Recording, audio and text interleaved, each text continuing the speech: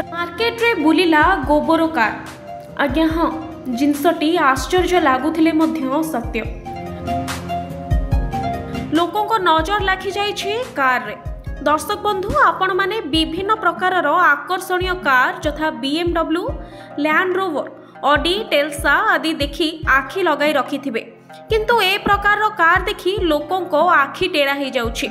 दर्शक बंधु, आम जीवन में गोबर घर किंबा गोबर रे तैयारी चुली व्यवहार करू, किंतु गोबर कार व्यवहार प्रथम थर देखिबाकू मिलुछि। ए दृश्य अहमदाबाद रो सड़क उपरे सेजल नामक महिला व्यवहार करुछंती गोबर लिपा कार। कारटी देखिबाकू अति आकर्षणीय आज्ञा। ताहा सहित फुटिथिबा चिता सते जेपरी माँ लक्ष्मींकर बासगृह परि लागुछि। अति सुंदर भावरे लिपा जाइछि कारटी एवं गोबर रे तैयारी कार रे बसी बुलुछंती सेजल। न अनेबा लोक मध्य बुली बुली अनाउछि कारटी को। सेजल को एही गोबर लिपा कार व्यवहार करिवार एक स्वतंत्र कारण रहिछि। कारणटे जानिले मध्य आपण भी खुशी हेबे। दर्शक बंधु, सेजल को कहिबा अनुसार से जणे प्रकृति प्रेमी।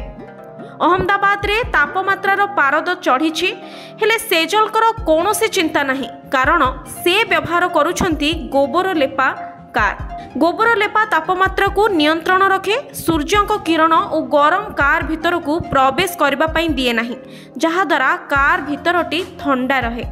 से केवल गोबर लिपा कार नुह, बरं माटी चुली, माटी पात्र मध्य व्यवहार करती एवं समाज को एक आह्वान देउछंती जे समस्ते एहिपरि करिबा दरकार।